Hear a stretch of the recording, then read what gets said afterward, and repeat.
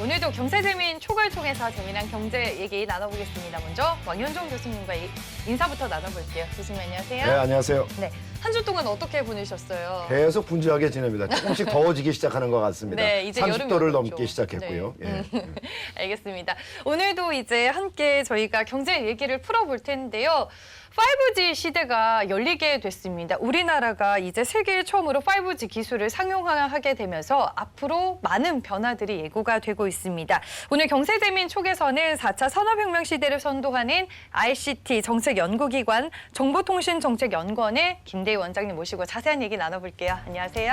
안녕하십니까. 안녕하세요. 예, 네. 반갑습니다. 네.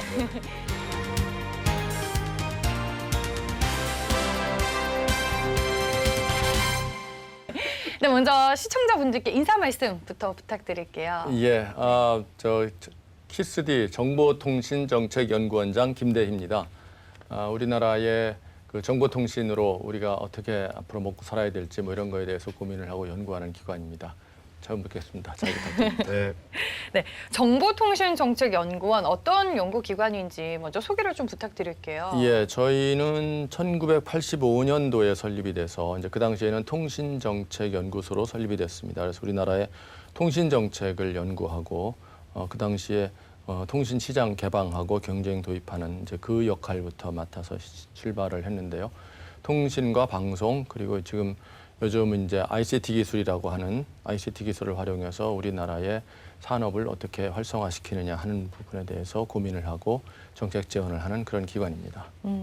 네, 2017년도에 이제 취임을 하시고 3년 차. 네, 차를 3년 차입니다. 그렇죠, 맞이하고 계시는데 어떤 점을 가장 중점에 두고 그동안 좀 이끌어 오셨어요? 제가 부임할 때 그 당시에 이제 새 정부가 마침 출범하던 시기여서 4차 산업혁명을 굉장히 캐치프레이즈를 내걸고 출발을 하셨습니다. 그래서 저희도 그 정부 방침에 발맞춰서 4차 산업혁명 시대를 선도하는 ICT 연구기관이 되자 하는 그런 캐치프레이즈를 내걸고 ICT 산업, ICT 기술이 우리 사회를 이끌어가는 그런 부분에 선도적인 그 제안을 하고 연구를 하는 그런 쪽에 초점을 맞추어 왔습니다. 가장 중요한 게 이제 아무래도 그 ICT 산업의 인프라라고 할 수 있는 5G 시대가 열리는 건데요. 그동안 이제 정보통신정책연구원에서는 이제 우리 스마트폰이 나오기 전에 그 전부터 이제 핸드폰, 모바일 폰을 이제 사용하기 시작했고 그것이 점차 이제 3G, 4G, 이제 5G로 가시는데요. 네. 지금 현재 어떤 분수령이 되는 그런 시점인 것 같아요. 마침 어떻게 보고 계신지요? 우리 그 통신의 역사를 뒤돌아보면 멀리까지 안 가더라도 근대 역사를 뒤돌아보면 우리가 TDX라는 이제 유선 전화 시스템을 개발을 했고 그다음에 CDMA를 통해서 이동 전화 시스템에서 이제 또 한 단계 도약을 이루었고 그다음에 이제 LTE를 거쳐서 여기까지 왔습니다만 5G는 그것과는 또 다른 또 새로운 이제 변혁의 시기인 것 같습니다. 왜냐하면 5G라는 기술이 단지 통신의 차원만을 넘어서는 이제 각 산업, 각 분야별로 골고루 들어가서 이게 이제 융합이 되는 그런 영역이 되다 보니까 확실히 이게 좀 시대가 바뀌는 패러다임이 바뀌는 그런 시기라고 봐야 될 것 같습니다. 그 전에 통신 시스템과는 좀 확연하게 어떤 점들이 다른가요? 5G 시대라고 하면은 네. 예, 우선 뭐 세 가지 특징을 얘기합니다. 네. 이제 초고속 그래서 속도가 지금보다 20배 빠르다라고 얘기하고 네. 그다음에 저지연 그래서 지금의 지연 속도보다 10분의 1로 지연 속도가 줄어들고 그다음에 연결성, 확장성도 10배가 늘어난다 이렇게 얘기를 하는데 근데 이제 그거는 일반 소비자들의 경우에는 네. 잘 이렇게 체감이 안 와닿으시고요. 지금도 이제 5G 폰을 쓰시는 분들 얘기 들어보면은 다운로드가 금방 되더라. 이제 그건 속도의 문제죠. 이제 아마 그 정도는 느끼실 수 있을 텐데 실제로 이제 나머지 뭐 저지연이라든지 이런 부분은 예를 들어서 자율주행 자동차라든지 이런 데서 이제 나타나는 현상이기 때문에 실제로 일반 소비자들이 느끼는 부분은 아직 뭐 그렇게 크지는 않을 것 같습니다. 아직 인프라가 다 완벽하게 구축이 된 상황은 아니잖아요. 아직은 그쵸? 아니죠. 몇 네. 퍼센트 정도 지금 진행 중에 있다고 보시면 글쎄요, 퍼센트라고 하기보다 아직 뭐 그 정도까지는 아니고 저희가 이제 네. 4월에 첫 서비스를 시작을 했으니까요. 이제 모르겠습니다. 이게 단계적으로 주파수를 배정받아서 이 통신망을 깔 때는 한 5년, 10년 이렇게 쭉 단계적인 계획이 있기 때문에 거기에 맞춰서 갈 겁니다. 우리나라가 올해 이제 세계 최초로 5G를 상용화했잖아요. 상용화, 그게 좀 어떤 의미인가요? 그러니까 네. 우리나라는 사실 뭐 자원도 없고 결국 이제 사람 머리로 먹고 살아야 되는데 그러다 보니까 항상 남들보다 앞서서 뭐를 하는 게 굉장히 중요합니다. 그래서 지난번에 뭐 CDMA 상용화도 마찬가지였었고 그래서 5G도 남들보다 앞서서 먼저 치고 나가야 네. 거기서 우리가 틈새를 비집고 우리가 개척할 영역이 있기 때문에 그런 의미에서 의미가 크다고 보겠습니다. 그 세계 최초 타이틀이라는 게 굉장히 중요하잖아요. 네. 그래서 올해도 그 타이틀을 따기 위해서 전 세계적으로 좀 분주하게 움직인 걸로 알고 있는데 뭐 일각에서는 일본에서 뭐 세계 최초 타이틀은 뭐 무용지물이다 이런 비판적인 얘기들도 나오고 있는데 이 부분에 대해서는 어떻게 어떻게 평가하세요? 봐야되나요? 네. 뭐 말하기에 따라서 그렇게 볼 수도 있는데요. 그러나 네. 저는 그게 굉장히 중요하다고 봅니다. 왜냐하면 네. 우리의 그 나라의 입장을 생각해 볼 때 우리 같은 나라는 빨리빨리 움직여서 뭔가 니치 마켓을 찾아가고 새로운 것을 개척함으로써 우리가 그만큼 얻어낼 수 있는 것이 많기 때문에 다른 나라들처럼 나라도 크고 자원도 많고 이런 나라들 같으면 좀 느긋하게 있다가 뒤늦게 가도 뭐 큰 문제가 없을 수도 있지만 우리 같은 나라는 숙명적으로 빨리 갈 수밖에 없는 게 아닌가 이렇게 생각을 그러니까 해보자는 합니다. 의지를 표명했다. 이렇게 볼 수 있고 예, 미국의 그렇습니다. 버라이즌보다 조금 더 빨리. 빨랐습니다. 네. 일본은 어떻습니까? 일본은 느긋한 것 미국보다는 조금 늦죠. 일본도 사실은 빨리 가고 싶어 했는데 일본은 아마 이번에 이제 동경 올림픽에서 이제 그거를 기화로 이제 크게 좀 벌릴 것 같고요. 근데 어쨌든 저희도 세계 최초를 간다고 선언을 했는데 미국에서 그거를 따라잡으려고 또 이제 그런 역공작 같은 게 있었고 그래서 우리가 또 거기에 또 더 긴밀하게 대응을 해서 가느라고 밤중에 개통 시기가 맞아요. 열렸었죠. 근데 어쨌든 세계 최초라는 타이틀을 선점하기 위해서 그렇게 했습니다. 5G 기술에는 여러 가지 이제 그 종합적인 기술들이 들어갈 텐데 일단 통신과 관련해서 우리의 그 상용화할 수 있는 기술이 있을 테고요. 또 한편으로 이것을 필요로 하는 여러 가지 장비라든지 또 이런 것들이 또 복합적으로 작용해야 될 텐데 통신 자체만의 기술로 보면 우리의 기술 수준이 선도적이라고 볼 수 있는 건가요? 아직 이제 통신 기술이라는 것이 이제 장비를 만드는 게 있고 그다음에 서비스 예, 단말에서 서비스를 네. 하는 기술이 있고 뭐 이렇습니다. 서비스 기술은 우리가 그동안 쭉 이제 우수하게 앞장서서 왔다고 볼 수 있는데요. 장비 같은 경우에는 사실 세계 시장에 그렇게 점유율도 높지 않고 그래서 조금 뒤늦은 감이 있습니다만 다행히도 이제 5G 시대를 맞이해서 우리 국내 업체에서도 이건 전폭적으로 전력 투구를 하겠다 이렇게 이제 다짐을 하고 나서고 있기 때문에 상당히 그 부분에서는 이제 좀 변화가 있을 것으로 보고요. 서비스 부분에서는 우리처럼 이렇게 통신 많이 쓰고 빨리 급하게 통화를 해야 되고 이런 나라가 없기 때문에 굉장히 그런 부분에서는 그 서비스 수준은 우리는 높다고 볼 수가 있죠. 정말 외국을 다녀보면 우리나라만큼 이렇게 잘 터지는 데가 없어요. 예. 정말 유럽 같은 데만 가더라도 지하철에서 와이파이가 다 라는 펑펑 터지지 않습니까? 맞아요. 네. 이제 중국 측 입장에서도 5G 지금 목숨을 거는 걸로 알고 있는데 중국 쪽과의 이제 기술 격차는 좀 어때요, 원장님?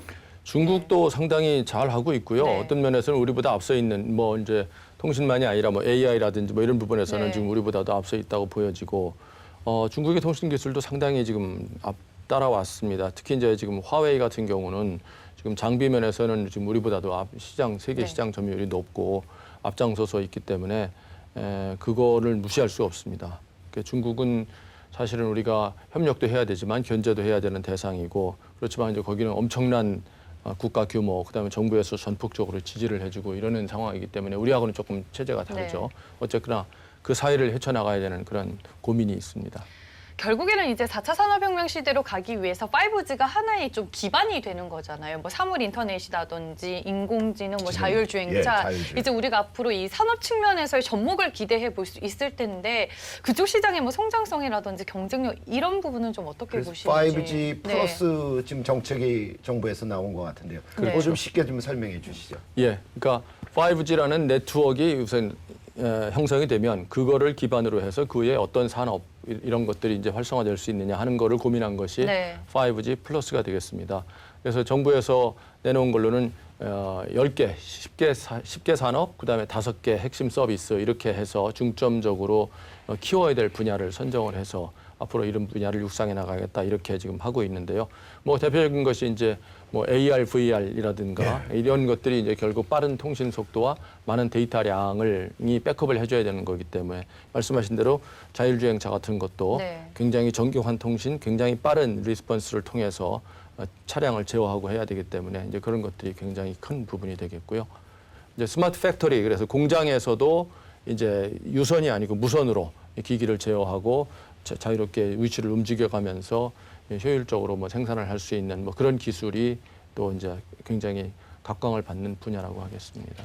정보통신정책연구원에서는 그럼 이렇게 5G 플러스와 관련된 산업의 발전에 대해서도 연구를 하실 텐데 10개 다 산업이 다 발전하면 좋겠지만 가장 우리가 강점이 있다고 생각되는 분야는 어디라고 생각하십니까? 네트워크가 아무래도 이제 우리가 이제 제일 먼저 지금 출발을 해야 될 부분이고요.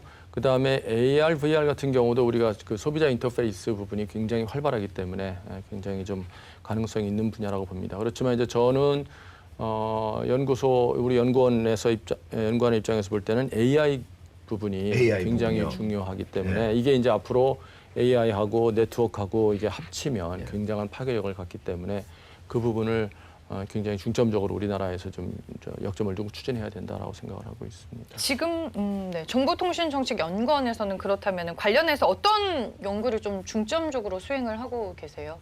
그러니까 이러한 새로운 이제 환경, 새로운 시대를 맞이해서 정부의 정책이 어떻게 가야 되느냐, 특히 이제 ICT 정책이 어떻게 가야 되느냐 하는 거에 대해서 고민을 하고 있는데요.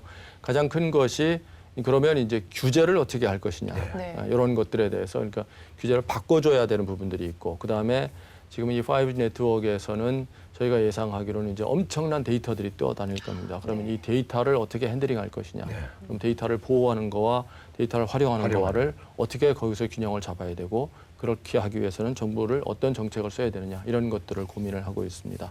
그리고 이제 그렇게 되면서 보안이라든지 이런 것들이 같이 따라서 나와야 되는 부분이라서 그런 것들에 대한 폭넓은 이제 전망을 제시를 하고 그다음에 이제 단계적으로 어떻게 가는 게 좋겠다 이런 제안을 하고 있습니다. 기업들은 네. 상당히 이제 거기에 관심이 많을 텐데요. 정보를 잘 보호해야 되면서도 또 그 여러 데이터들을 잘 활용해서 돈벌이가 돼야 되는데 좀 우리 규제 환경을 보면은 꼭 그렇지만은 않다는 그 불만도 있는 것 같습니다. 좀 더 완화해야 되는 것 아닙니까? 많은 사람들이 규제 완화를 외치고 있습니다. 그런데 이제 정부에서 규제라는 것이 뭐 그냥 어느 날 갑자기 만들어진 것이 아니고 사실은 다 타당한 이유를 가지고 있기 때문에 좀 면밀하게 따져봐야 되는 부분이 있습니다. 그렇지만 그럼에도 불구하고 우리나라의 그 데이터 규제는 너무 좀 엄격하다. 엄격하다. 왜냐하면 우리가 이제 제 생각에는 그 우리나라가 인터넷이 한참 폭발적으로 치고 나갔을 때 네. 인터넷을 통해서 폐해도 많았었거든요. 네. 자살하는 사람도 생기고 맞아요. 뭐 그런 문제가 있었기 네. 때문에 이제 그런 연원에서 우리가 그때 일찌감치 개인정보 데이터 이런 것들을 좀 규제를 좀 정비를 했었던 것 같습니다. 네. 근데 그것이 지금에 와서는 이제 자유로운 활동에는 좀 걸림돌이 된다 하니 그런 부분은 좀 지혜롭게 좀 풀어가야 될 필요가 있겠다 이렇게 보고 있습니다. 전 세계 시장에서 이제 우리나라의 5G 기술의 경쟁력을 조금 높이려면 어떤 부분들이 더 뒷받침되면 좋다라고 보세요, 원장님은? 지금 장비 쪽도 지금 많이 좀 우리가 좀 노력을 해야 되는 부분이고요. 서비스는 어차피 이제 새로운 서비스들이 나오면서 계속 이제 우리 사용자들하고 인터페이스를 네. 하면서 이제 여러 가지 개발점 개선할 부분들을 좀 찾아 나가야 될 겁니다. 그걸 하기 위해서 우리가 세계 최초를 한 거고요. 그렇게 하면서 우리가 뭔가 그 유저 익스피리언스도 축적을 하고 그다음에 개선할 점도 찾고 이렇게 하면서 네. 우리만의 그 시장을 창출할 수 있습니다. 장비 관련해서 아까 화웨이 잠깐 말씀을 하셨는데 어떻게 보고 계십니까? 지금 미국이 화웨이에 대해서 여러 가지 견제를 하고 있기 때문에 이게 기회가 되는 겁니까?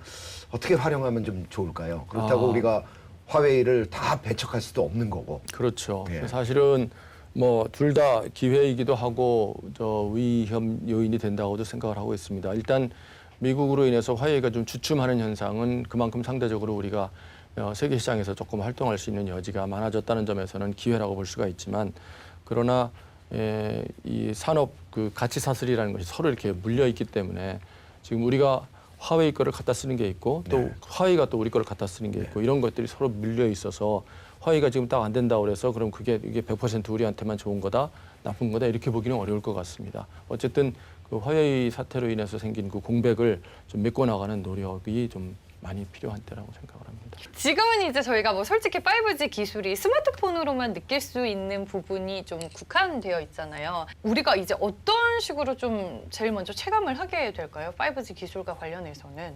그러니까 아까 말씀드린 대로 네. AR, VR 같은 것들이 아마 가장 피부에 와닿고 아. 가장 빨리 올 수 있는 서비스일 네. 겁니다. 그 다음에는 그 의료 현장에서 환자들의 그 네. 의료 데이터를 이렇게 쉽게 보내고 받고 하는 그런 것들이 될 수가 있고요. 근데 이제 의료 부분도 또 역시 정보 우리나라에서 개인 정보와 물려서 또 의료계에서 이걸 이제 쉽사리 이걸 오픈을 하지 못하는 그런 어려움이 있어서 그런 거를 좀 피해가야 되는 그런 문제는 있습니다만 어쨌든 그 굉장한 포텐셜이 있는 부분이 또 그 영역이기도 하고요. 자율주행차라든지 네. 스마트 공장이라든지 이런 것들이 이제 여러분들이 직접 느낄 수 있는 가장 쉽게 느낄 수 있는 그런 서비스들이 될 거라고 봅니다. 네. 그리고 대한민국이 ICT 강국으로 도약하기 위해서 뭐 정부가 됐든 뭐 기업적인 측면이 됐든 어떤 차원의 노력이 원장님이 보시기에는 가장 중요하다라고 보세요? 지금 5G 플러스 전략 말씀드렸습니다만 정부가 이렇게 앞장서서 네. 어떤 분야로 가자라고 비전을 제시하고 드라이브를 거는 것은 굉장히 정부가 역할을 잘 하고 있는 거라고 보고요. 우리가 이 핵심 기술이 있어야 됩니다. 국제적으로 지금 뭐 화웨이 사태가 저렇고 뭐 외국에서 무슨 일이 생겨도 우리가 독보적인 기술을 가지고 있으면 그거를 필요로 하기 때문에 무시할 수가 없거든요. 그러니까 이런 핵심 기술을 가지고 우리의 실력을 키워야 된다는 그런 부분인데 그러기 위해서는 정부가 끊임없이 투자를 하고 끊임없이 R&D를 해줘야 됩니다. 근데 이게 이제 뭐 시류가 바뀌었다고 그래서 이게 방향이 좀 틀어지고 또 뭐 다른 데 해야 되니까 여기 끊고 뭐 옮겨가고 이런 식으로 해서는 안 되고요. 줄기차게 지속적으로 기술을 개발하고 기술을 개발한다는 것은 결국 거기에 관련된 산업, 인력을 양성한다는 거거든요. 인력을요. 사람을 키우고. 네. 네. 이거를 지속적으로 하는 것이 가장 중요한 경쟁력을 확보하는 길이다 이렇게 생각을 합니다. 네. 그래서 이제 문재인 정부의 그 혁신 경제가 바로 이 4차 산업혁명하고 맞물려 있는 것 같은데요. 대기업들의 여러 가지 기술 개발의 노력도 중요할 텐데 그거 못지않게 우리 중소기업들 또 벤처기업들이 이 5G 시대에 어떤 노력을 할 수가 있고 정부가 어떻게 또 지원을 해줄 수 있을까요? 예, 이제 대체로 대기업들은 저 정부보다도 가진 역량이 더 뛰어난 뛰어나죠. 부분도 많고요. 뭐 노하우도 많고 기술 뭐 특허라든지 여러 가지 많이 있어서 아마 정부가 이제 정책적으로 이렇게 가겠습니다라고 방향을 잡고 하면 거기에 맞춰서 아마 잘 따라오실 걸로 어쩌면 더 앞서갈 수 있을 거라고 생각을 합니다. 이제 중소기업들은 이제 그럴 만한 여력이 좀 안 되기 때문에 인재가 제일 부족한 것 그렇죠. 같아요. 자금에서도 그렇고 네. 사람도 그렇고 뭐 기술 면에서도 그렇고 하기 때문에 이제 그런 거에 대해서 정부가 자꾸 이제 산업 정책이라는 것이 그렇게 나오는데 이제 중소기업들 그리고 이제 벤처 같은 경우에는 아이디어를 가지고 네. 사업화를 하는 사람들이 얼마나 그거를 잘 살려나갈 수 있느냐 하는 그런 환경, 그런 분위기를 만들어주는 것이 중요하죠. 이제 결국 저희는 이제 뭐 생태계라고 부르고 있습니다만 그 산업이 제대로 새로운 아이디어가 산업화돼서 시장으로 이게 확 커나가고 정당한 대가를 받고 할 수 있는 그런 시스템을 만들어주는 것이 그게 중요하고 그렇게 하자며 정부에서 나서서 씨를 뿌리는 마음으로 기술 개발도 하고 인력 양성도 해주고 이렇게 돼야 된다는 말씀을 드리고 싶습니다. 네. 지금 5G 가입자 수가 100만 명을 넘어섰죠. 뭐 예, 올해 예, 이제 넘어섰죠. 연말쯤에는 뭐 한 300만 명까지 그렇죠. 예상이 예. 되고 있는데 내년에는 뭐 한 네. 500만 명? 네, 이 정도면 속도가 좀 빠른 편인가요, 원장님 어때요? 그 당초에 전과 비교했을 때? 네. 당초에 저 통신 사업자들이 예상했던 속도보다는 지금 네. 빠르게 나가고 있는 걸로 알고 있습니다. 아마 네. 5G 마케팅을 많이 한 그 효과가 아니었나 마케팅 생각을 효과입니까? 하는데요. 그러니까 왜냐하면 네. 대통령께서 네. 나서셔서 막 우리가 이거 치고 나갑니다 이렇게도 해주시고 했기 때문에 이제 그런 것들이 국민들 사이에서 5G가 앞으로 대세다 뭐 이런 생각을 많이 좀 하시게 된 거 아닌가 싶습니다. 모쪼록 네. 좀 빨리 잘 됐으면 좋겠습니다. 가입자가 많아야지 또 인프라가 착착 그렇습니다. 예, 그게 이제 확장될 수 있고요. 그게 이제 서로 선순환 관계에 네. 있는 거니까 네. 가입자가 많이 늘어나야 공급도 따라서 원활하게 되고 그러면 점점 시장이 커지고 이제 이런 언제 가입하실 거예요? 원장님 아직 가입 안 하신 거로. 잘 생각해 보겠습니다. 자, 아직 내용 연한이 끝나는 대로 가입하겠습니다. 아니 뭐 앞서서 이제 뭐 정부의 정책들도 얘기를 해주셨는데 5G도 결국에는 지금 국가 차원에서 하나의 신성장 동력으로 꼽히고 있는 거잖아요. 그렇습니다. 이제 시작 단계라고 보세요, 원장님도? 그럼요. 네. 4월 3일 날 이제 시작했는데요. 네. 이미 시작이 네, 시작한 초기 거죠. 도약 단계인 거잖아요. 그렇습니다. 예. 네.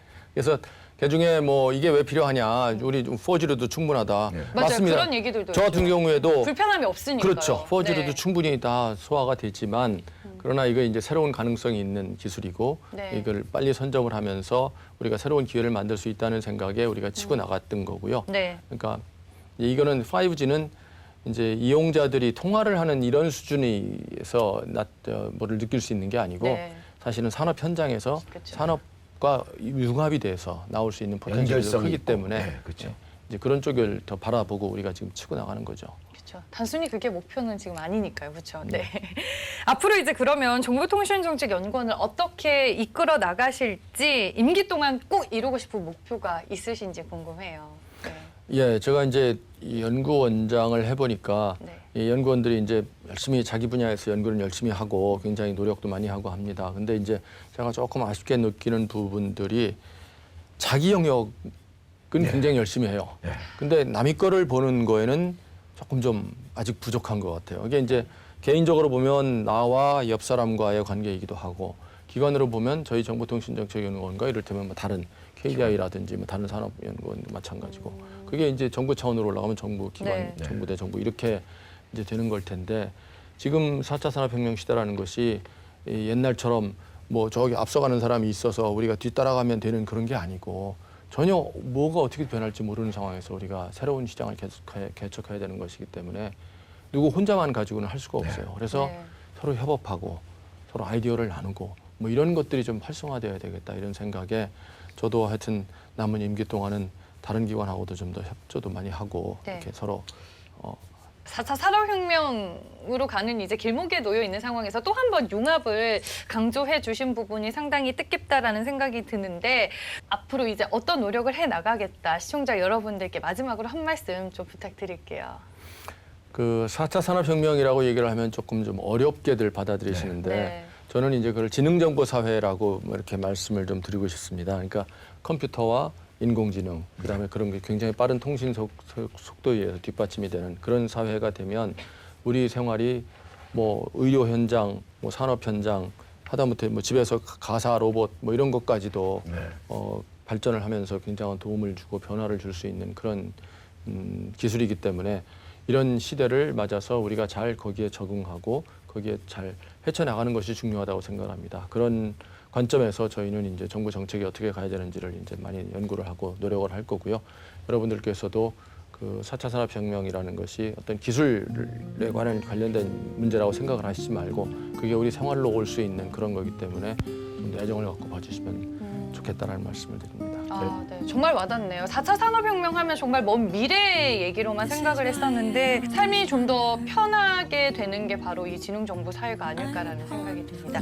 네, 오늘 경제재민 촉에서는 정보통신정책연구원의 김대희 원장과 자세한 얘기 나눠봤습니다. 오늘 말씀 잘 들었습니다. 원장님 고맙습니다. 네, 오늘 고맙습니다. 네.